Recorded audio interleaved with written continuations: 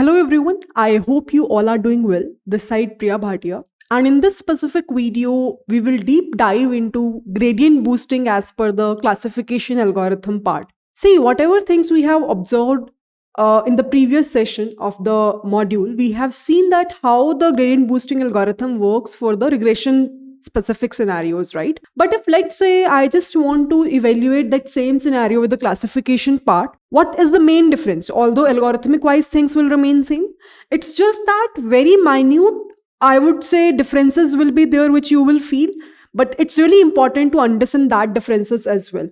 And I would highly suggest everyone to again refer the documentations and study out from there as well. Apart from seeing my videos, apart from that, you also refer the standard books, which I already have talked about. So with this, let's try to start the video and we'll try to deep dive with the help of one example, which I will take up just to demonstrate you the complete maths behind the classification task. So now to understand the mathematical part of this classification in a gradient boosting algorithm, I am taking one random example. And with the help of this example, my main aim is to help you understand that how the classification scenario is bit different from the regression scenario because of the change in the target value that we have, right? To understand this specific point, you should have a clear idea behind how logistic regression works, what is the meaning of sigmoid function, how basically in logistic regression, my model will be able to find out the probability of a given record, and based upon the threshold, if the probability is more than 0.5, my model automatically classify it as a class 1. Otherwise, it belongs to a class 0. I hope that you already have an idea about all those things because before coming to this module, I have already delivered the logistic regression module in the very initial part of this course. So I'm really expecting from everyone that you guys have a very good knowledge about that algorithm pretty well, right? So let's try to see now. Here, if you can see, I will be having 6 number of records, right? We can clearly see. There are features that we have. This is feature F1, this is feature F2, this is feature F3. And you can consider this is the target variable that we have, okay? For the sake of, because I'm doing a recording and I don't want to waste my time on calculation, that's why I have already written the context, but I'll try to step by step explain to you the literal inference of everything, okay? So what I will do here is, you can see that this is chalk indicates chocolate here. Don't get confused. So chocolate is the indication of this.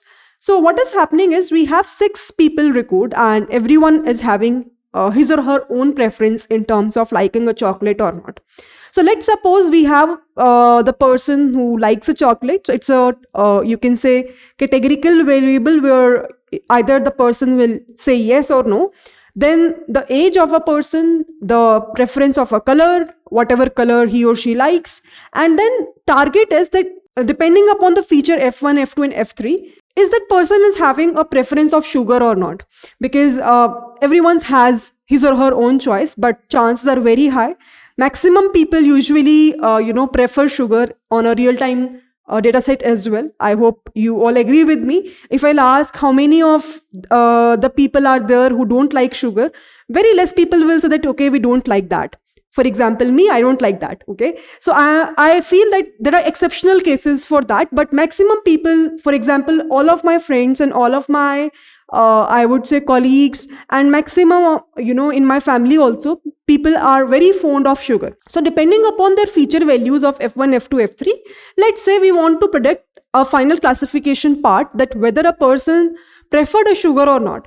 So we have multiple data entries depending upon their preferences, and you can see that their age is also a big number which indicates the feature, and their colors, preference of a color is also one other feature. Now let's suppose that this is the initial values that we have. Because our target value is available, it's a supervised learning technique, so we already have the target values available with us. Now what we want is, in the gradient boosting, we want our first model M1 to give us some predictions, right? If you remember in the regression task, what we have learned, that whenever we are talking about gradient boosting, it tries to make the average of whatever values are given to us. But obviously, because it's a classification task, we cannot take an average. So what we can do here is, it will try to find out as a very first step log of odds. What's the meaning of that? That how many number of yes are there divided by how many number of no's are there. So it will try to find out log base E, number of yes you can see. Okay, my screen is not visible. Let me just move up. So here you can see 1, 2, 3, and 4. There are almost 4 records which belongs to yes and 2 records which belongs to no. And if you will try to solve this, I have already, rounded off this figure. I have already rounded off this figure. Is approximately 0.69 if you will try to see on the calculator, but it's 0.7 I have taken as an round off value. So what you will be able to observe, this is the prediction given by model M1. So this is prediction P1, which is given by model M1.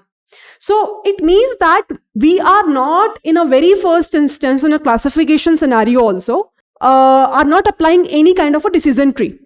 In regression, we are taking an average or a mean value. In classification, we are finding out log of odds, right? How many number of yes are there divided by how many number of no are there, log base E. So we will be able to get the answer as 0.7. It means that for all these 6 records that we have, record number 1, record number 2, record number 3, record number 4, record number 5, and record number 6.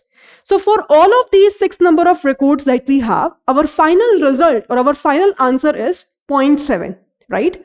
Now, what is the next task? If you remember, if you refer the previous session altogether, the next task in our gradient boosting algorithm is to find out the residuals, which we call as pseudo residuals in this case, which is nothing but is the difference between the actual value minus the predicted value.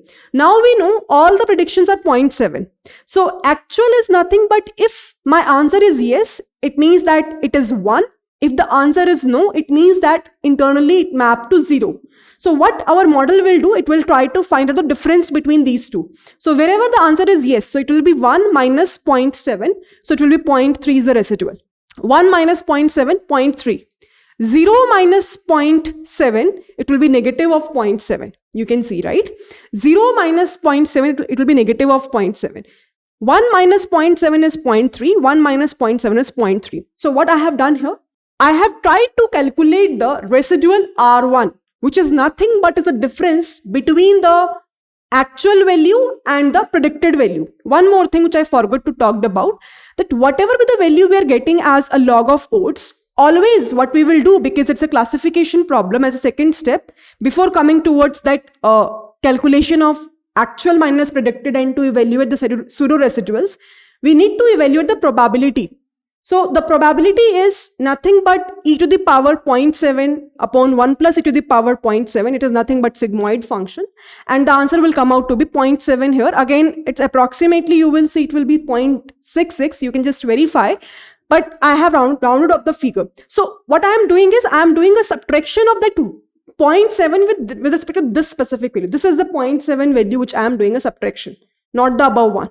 Okay? So whatever prediction we are getting, always remember we are trying to take the probability of that.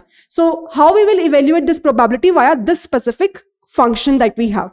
Definitely when we are talking about regression specific scenarios, our cost function will get changed. It would be mean square error. But here our cost function will get changed to sigmoid function and the probability thing, right? And what is the difference between the actual and the predicted based on this specific value? So what will happen is, initially the probability is, you can say answer is 1. Now the answer is 0.7. So we are doing a difference between these two. So in this way, we will be able to get the residuals R1. So till so far, I hope the story is pretty much clear to everyone. So till so far, we have this chocolate, preference, age, preference of color, target is available.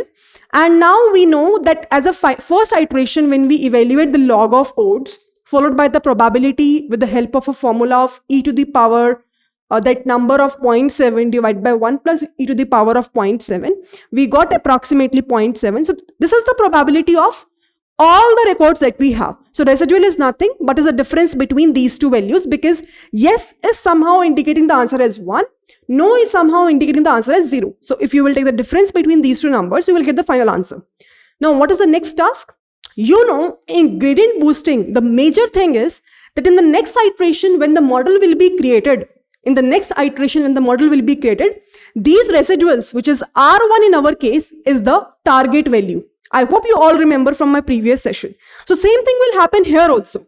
So what will happen is, if you will see when we will apply model M2, it will try to curate a decision tree. So here a decision tree will be curated. So when I have taken this particular figure from the collab itself, when I take the sample data, this is a kind of a decision tree I will be able to form. Now what is happening, if the preference color is red, it will go towards left. If the preference color is not red, it will go towards, you can say, right. It will try to check the age part. If it is more than 3.7, it will go towards left. Otherwise, it will go towards right, which is, you can say 0.3, 0.3, 0.3. Now, you will be able to see that all these things, all these values are the residuals, predicted residuals of R1, because that is something which I want as a target value. Now, what will happen? Because I will be having multiple values available, multiple residuals available, I have to transform this number. So, some sort of data transformation is required, because what we want at the end of the day is a final value. So, for that transformation, the formula is sum of residuals divided by what is the probability of summation of the previous probability into 1 minus previous probability of whatever data points you have. For example, let's say you want to do a transformation of this number. For now, it is just contain only single number, which is negative of 0.7. This number is nothing but, you can say, this figure probability, if I'm not wrong, where the preference is red. It means that this belongs to a preferred colored as yes, and this belongs to no. If it is yes, it will go towards left side. If it is no, it will go towards right side. I might said in the previous part, maybe vice versa, but I hope it is clear. You have to just verify from your dataset that you have that which is belonging to a yes part, which is belonging to no part. So this is the correct idea, right? So here you can see now what will happen is, if let's say I wanted to transform this negative of 0.7 number, it will try to say in summation of residuals, I just have only single, so it will be negative of 0.7 divided by what is the previous probability? You know, right? In the first scenario where I just have model M1, it just have taken a log of odds and evaluate the probability as per that number, which is 0.7 approximately. So it is nothing but 0.7 into 1 minus 0.7. So this number we have transformed, and we will be able to get a new number as negative of 3.3. I will let you know how we will use this number. Similarly, for the second leaf node, which is 0.3 and minus 0.7, we have to somehow merge these two residuals to get a single value. So how can you do that? Again, try to add the residuals, which is 0.3 minus 0.7 divided by summation of previous probabilities of both of them into 1 minus previous probability. So you know that the previous probability is 0.7 for both the cases. So it will be 0.7 into 1 minus 0.7, but obviously we have to do it 2 times because we have 2 residuals and we'll do the summation. So it will be negative 1. This is the answer you will be able to get. Again, calculations might vary, but you can understand, right? How can we do the addition and subtraction? Main focus is not on that part. Similarly, you can evaluate for this third leaf node, what is the final outcome we will be able to get. So what you can do is you can just try to sum the residuals upon, again, probability plus 1 minus probability for all the records, because for all the 3 records we have same, so it will be 3. So you will be able to get a new number as 1.4. Now you have to find out the final, you can say probability, right? For all the records that you have by the model M2. So how can we do that? That's the next question. So let's try to understand what will happen, how the new prediction will happen. New prediction is the combination of model M1 and model M2, because it's a boosting algorithm, right? We have to combine all the results all together. So what is the result? For example, if let's say I just want to find out a predicted value for first record. Okay? Here you can see preferred color is blue. Preferred color is blue, age is 12. So if it is blue, it will go towards right side. Age is 12 means age is, it will be less than 37. So it will go towards this. It means that our value of residual is 1.4 altogether. So it is 1.4, right? So what will happen is it will take the prediction by model M1 which is, you can say P1 also or M1 also, whatever you feel is comfortable to you. 0.7 because it was same for every particular record that we have. Then eta is nothing but is the learning rate, right? By default, it is 0.1, but for now I have taken it as a 0.8 value. Shrinkage factor, so that I will be able to avoid the overfitting into the prediction given by model M2. And this is something which we have discussed in our regression specific scenario as well. So what we will be able to get as a result is 1.8. Now this is not your final prediction. You have to convert this value into the probability form, because at the end of the day, what you want the result as a form of zeros and ones. So what will happen is, once you convert that, you will be able to get the probability e ki power 1.8 divided by 1 plus e ki power 1.8. So answer will come out to be 0.9. Now if you will be able to see very closely, somehow as you introduced model M2, your predictions start coming up much better. Why? Initially with single model M1, it was 0.7. It was 0.7. Now it was inclining towards 0.9, means the prediction is going towards somehow yes, and that is what we want, right? Same calculation you will have to do for the remaining specific records as well. I hope you can easily do that. So same thing you have to do. First of all, you have to evaluate this new prediction value. Then you have to make sure you need to convert it into a probability part. And then after that, whatever number you will be able to get, you can write it here. Okay? Now what will happen in next iteration? Let's say I want to introduce my model M3 as well. For that per se, we need the residuals R2, which is nothing but again the difference between the actual and the predicted.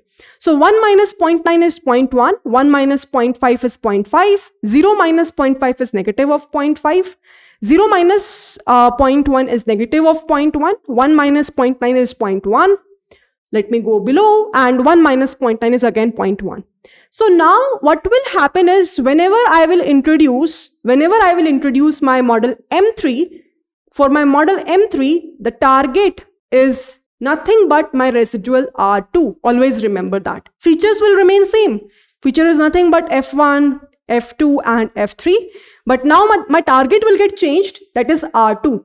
So what will happen when you will try to create a new model which is M3? This is a kind of a decision tree which you will be able to get. Now again you have this is nothing but target here is predicted, you can say outcome or predicted value. Predictions are nothing but approximately equals to target as R2. Now what will happen is, again you have to combine all of these factors. So what you will do, you will try to do the data transformations. So how will you do that? Same formula, sum of residuals divided by probability of individual residual value into 1 minus probability for all the factors. So once you do the calculation, you will be able to get the answer as 2 for this, 0.6 for this, and 2 for the above case as well. Now what we'll do? Again, you will try to do the same thing. To get or to combine, I would say, predictions by model M1, M2 and M3. How will you combine? Let's see. So let's suppose I have a new set of records, new test data. Okay? And I want to check. Let's say I am just posing this part, number of estimators as 3. By default, when you will see in the documentation, let me try to showcase you as well. The number of estimators is by default 100. But for the understanding purpose, because I cannot do these many calculations, I'm just trying to showcase you, right? Let's try to fix this number of estimators value as 3. Now, how the combination of predictions will be combined? Let's try to see that. Let's say we are saying yes, 25, and green is the preferred color. So what is the prediction? Let's try to see. What is the prediction of M1 model? It is 0.7 for everything. This is the learning rate value. This is the prediction by model M2. How this is 1.4? Let's try to see this. It's interesting. So let's go to the M2 model. Preferred color is not red, so it will go towards no wala part. What is the age value? Age value was 25, so again it will go towards again right side. It is 1.4 as the output we can see. So into 1.4, again we have the value of eta into, this is the M3 model prediction. So what is the prediction for M3 model? Again, we will go to the decision tree. Age less than 66, yes. Is age more than 37? No. So it will be negative of 2. So you can see age is the age is more than 37? I think no, age is not more than 37. So it should not be 0.6. To make it 0.6, maybe I have to change some number a bit. But let's not change it, otherwise things will get changed. So age is not, yeah, it is correct actually. Is the age is more than this? If it is yes, then -2 is the answer. If it is no, 0.6 is the answer. Yes, it's correct actually. So 0.8 into 0.6. So if you will evaluate that, you will get the answer as 2.3. So I hope that you got the point that whenever we are trying to apply the number of estimators, we have to combine all of these results with a factor of eta, which is the learning rate, to avoid the overfitting. Now, this is not the answer. We want probability as a result. So internally, what will happen? This probability sigmoid function will be applied. And finally, we will be able to get the result as 0.9. I hope you all know that by default, internally, the threshold value is 0.5. At any point of time, if the value is more than that threshold value, the correct answer will be 1. Otherwise, it will be 0. So what will happen in this case? Because it's 0.9, which is more than 0.5. So that is the main reason we are getting a result of 1 in this specific scenario. And that is where we will be able to get the final outcome, right? So this is how basically my model will be able to combine all the predictions and will be able to perform a classification task in the gradient boosting. I hope that now for both the regression and classification, things will be pretty much clear to everyone. In both the cases, if you will be able to observe, things are almost same. The way to get the output is also same. Predictions, inference is also same. Combining all these values will also the same. The only thing is that how basically in the classification we are trying to evaluate that log of odds in the initial part per se. And second thing is that cost function, or I would say sigmoid function, which is basically helping us to evaluate the probability part, right? The main evaluation metric will definitely get changed. Here maybe we can go for confusion metric, where we will try to evaluate accuracy, precision, recall. But main thing is that how basically we're getting a probability. In the previous sessions also, when I was discussing about logistic regression, I told you, if it's a binary classification task, always remember sigmoid function plays a very important role, right? And that is something which you always have to remember. So this is something which is all about this classification part. I hope that now you got the idea that how basically gradient boosting algorithm will work for this classification task per se as well. With this, let's end today's video. I will see you all in the upcoming video where we will do the implementation via sklearn with respect to this gradient boosting algorithm for both regression as well as classification task.